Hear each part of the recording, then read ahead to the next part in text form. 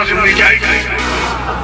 बोलो वीर भगवान की, बोलो वीर भगवान की, बोलो केसर चंदन लाल की, बोलो केसर चंदन लाल की, बोलो बादल की।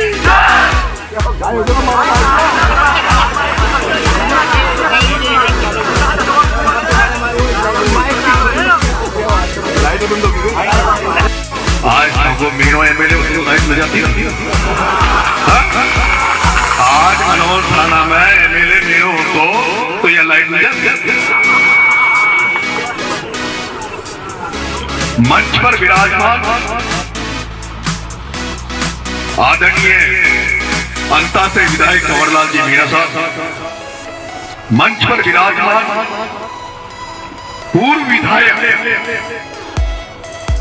और जिसने झालावाड़ की राजनीति को नया रूप दिया, मीणाओं को राजनीति में बोलना सिखाया, मीणाओं की दम को स्थापित किया झालावाड़ में भाई साहब कैलाश जी मीणा।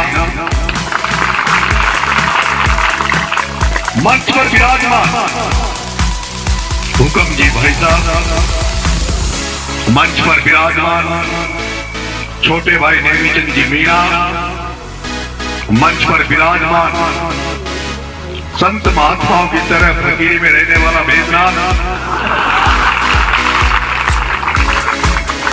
मंच पर विराजमान मेरा छोटा भाई गवर्नमेंट कॉलेज का पूर्व अध्यक्ष मनीष जी मीणा, मंच पर विराजमान 12 से पधारे मीणा महासभा के अध्यक्ष आदरणीय घासीलाल जी मीणा साहब, मंच पर विराजमान यूनिवर्सिटी कोटा साहेब प्रोफेसर साहब, सभी पगड़ीधारी पंच पटेलों और मेरे सामने बैठे मीणा पटेलों, मीणा सरदारों, युवा साथियों, आपको राम राम राम। समाज की जाजर है और समाज की जाजर पर समाज की बात करें, समाज कैसे आगे बढ़े, इसके अलावा दूसरा कोई शब्द मुंह से निकलता है तो फिर हम समाज के नहीं।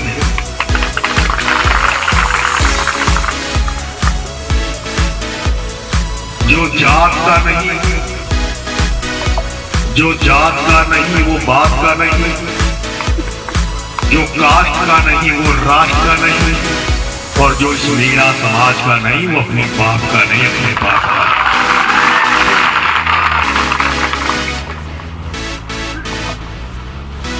आदरणीय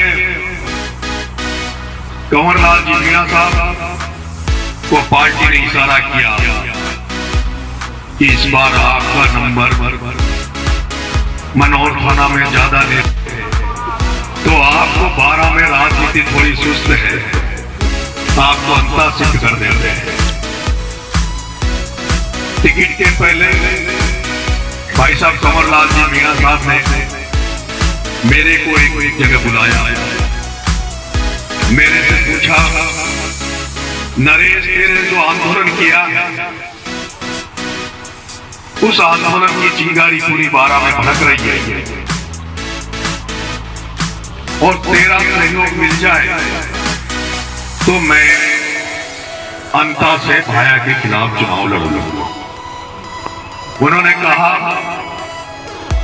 मैं यहां अनजान हूं, मनोहर थाना झालावाड़ से चल के अकेला आ रहा हूं और मेरे पास सामने वाले कैंडिडेट सेठ जी के बराबर पैसा भी नहीं है। मैंने कहा भाई साहब मैंने आज दिन तक राजनीति में हूं और राजनीति में जिस तरह के लोग राजनीति करते हैं उससे मैं हटके राजनीति करता हूं।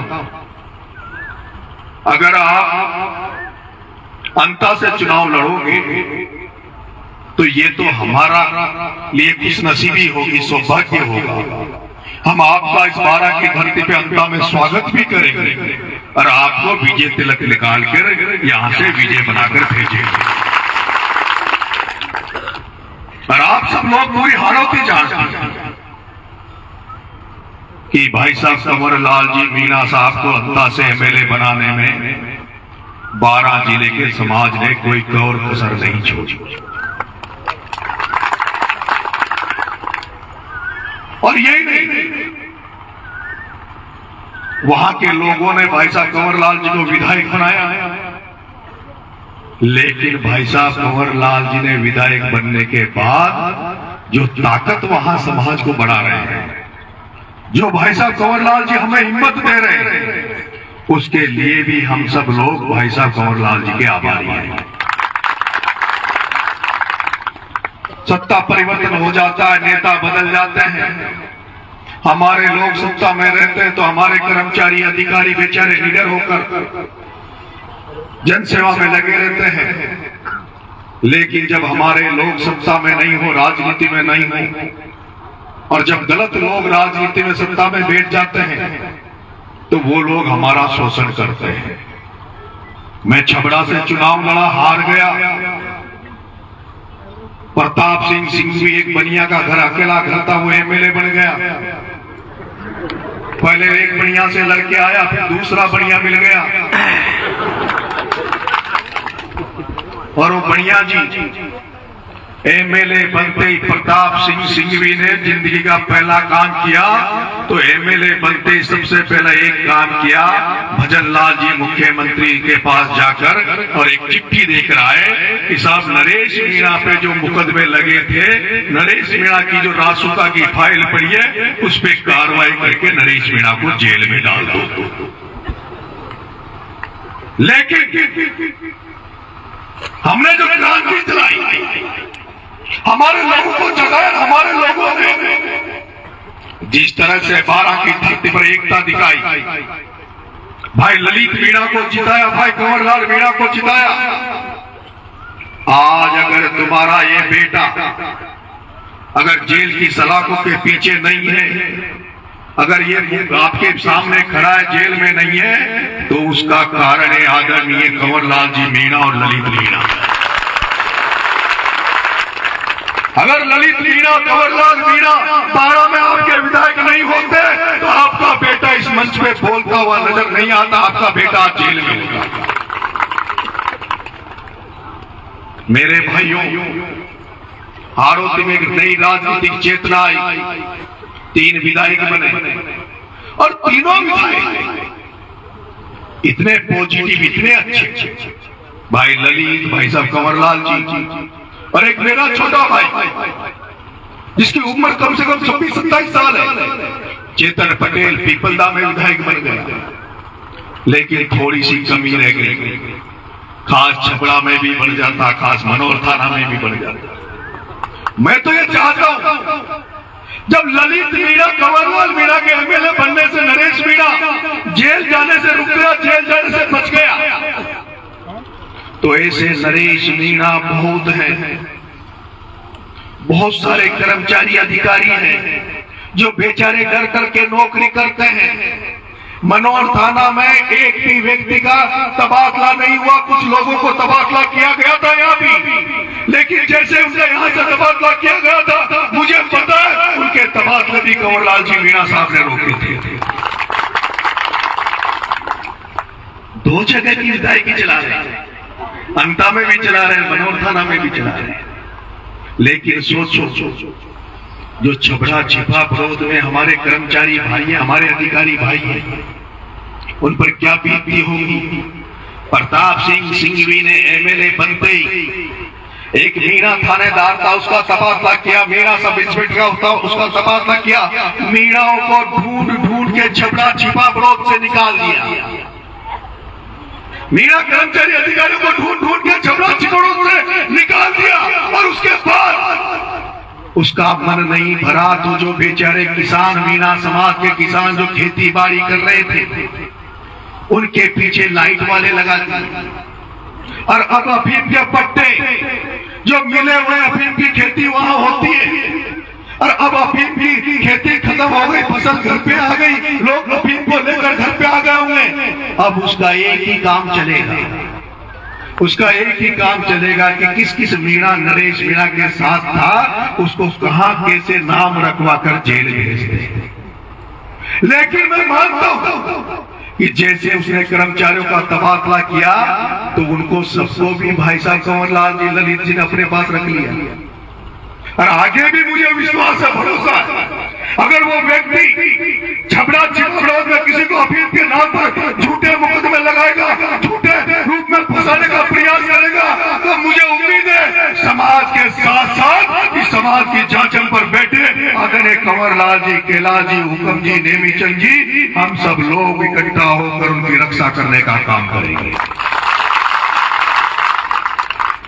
मैं आपको केवल छबड़ा छिपाबड़ोद का उदाहरण दे रहा हूं, लेकिन ये हालात विधानसभा हाड़ौती की 17 सीटों पे 3-4 सीटों के अलावा सब जगह ऐसी है। इन हालातों से कैसे निपटोगे? इसलिए ये जांचन देंगे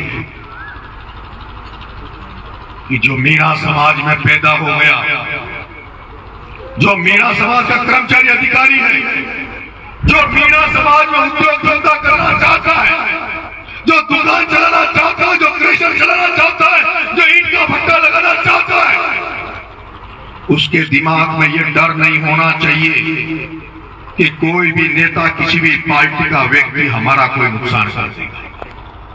और ये कब होगा? ये कब होगा? मैंने कहा आज 3 एमएलए हमारे हैं।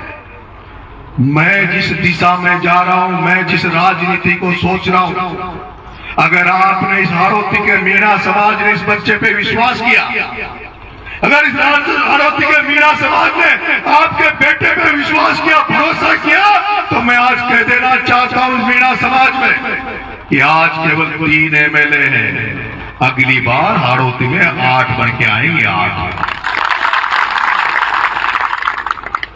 और वो कैसे बनेगा? उसको बनने के लिए, उनको बनाने के लिए केवल हमारे से काम नहीं चलेगा। हम केवल मीणा की बात करेंगे तो हमारे लोग नहीं बनेंगे। उसको बनाने के लिए हमें समावेशी बनना पड़ेगा, हमें दूसरे लोगों को भी गले लगाना पड़ेगा, दूसरे लोगों का भी विश्वास जीतना पड़ेगा। आप देख रहे होंगे मैंने जिस तरह से सचिन पायलट साहब के साथ काम किया था, उसका फायदा मुझे छबड़ा में मिला, उसका फायदा मुझे ये मिला कि दूसरे समाज ने मेरी मदद करी। और मैं जो राजनीतिक बात आपसे कर रहा हूं, मैं वो बात कर रहा हूं कि किस तरह से लालू यादव ने, मुलायम सिंह यादव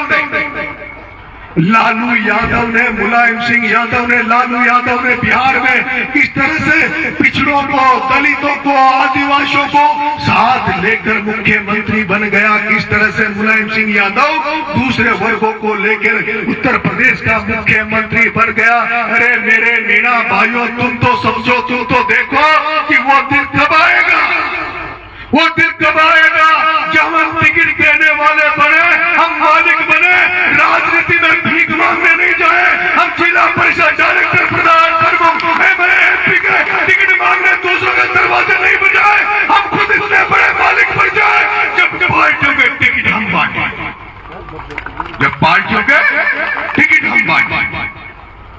और मैं उसी दिशा में समाज को ले जाना चाहता हूं। कुछ जातियों से, कुछ लोगों से हमें गठबंधन करना होगा।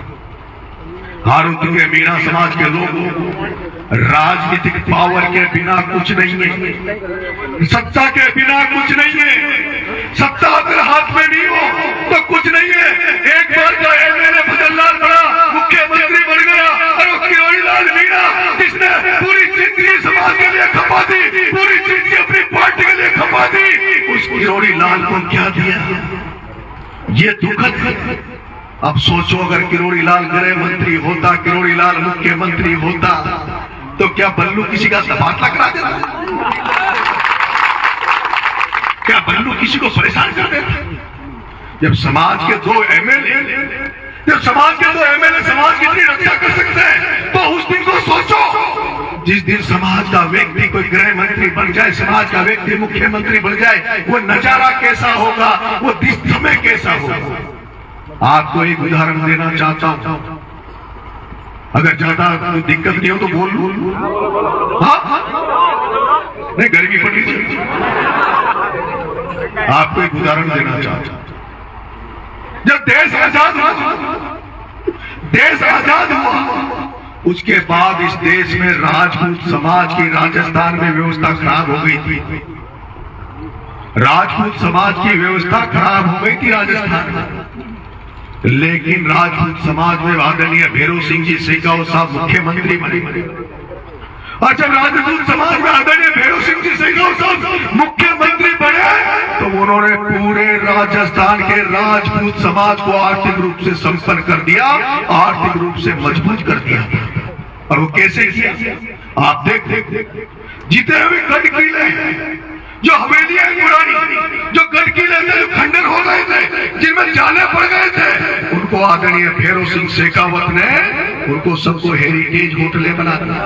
आज वो जो राजपूत घराने थे वो जो खत्म हो रहे थे, वो सब उन होटलों 5 स्टार होटलों में, हेरिटेज होटलों से पैसा कमा रहे, मालदार बन रहे। उनके समाज के हजारों बच्चे उनमें होटलों में रोजगार कर रहे हैं, गाइड का काम कर रहे हैं। इसलिए राजनीतिक ताकत, राजनीति में मजबूती होना सबसे बड़ा आज की तारीख में जरूरत है। और यही मैं आपसे निवेदन करना चाहता हूं इस मंच से, किसी को साथ लोग मत लो, किसी को साथ लोग मत लो, लेकिन एक तो दलित समाज, एक तो दलित समाज जो हमारे गांव में जो एससी के लोग रहते हैं, उनको गले लगाओ, उनको भाई मानो, उनको गले लगाओ, उनको भाई मानो। और दूसरा वो अल्पसंख्यक, वो मुस्लिम भाई, उन मुस्लिम भाइयों को गले लगाओ। वो जो गुजर भाई है, जो खेती करते हैं, दूध का काम करते हैं, उनको गले लगाओ। मैं कोई काम करता हूं तो बिना उसके सोच समझ के नहीं करता। जब भी मैं कोई काम करता हूं तो आज से 50 साल आगे की सोच के काम कर रहा हूं, आज से 20 साल आगे की सोच के काम कर रहा हूं। अभी आपने देखा होगा राजस्थान में 25 सीटों में चुनाव हो रहे हैं। मैं कहीं किसी का वोट मांगने नहीं जा रहा, मैं कहीं किसी का वोट मांगने नहीं जा रहा। अगर मैं वोट मांग रहा हूं तो प्रहलाद गुर्जर के लिए कोटा में वोट मांग रहा हूं, और उस प्रहलाद गुर्जर के बेटे के लिए वोट इसलिए मांग रहा हूं क्योंकि सामने वो बनिया है ओम बिरला।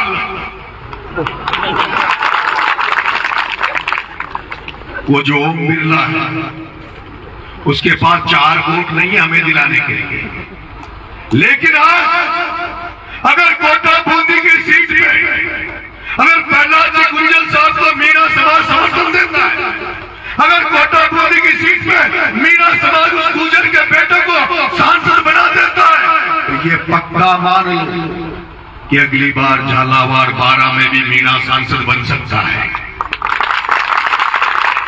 अगली बार इस झालावाड़ 12 में भी जहां मीना समाज के अलावा 2 लाख वोट गुर्जर समाज के, जहां कितने वोट 2 लाख वोट गुर्जर समाज के हैं।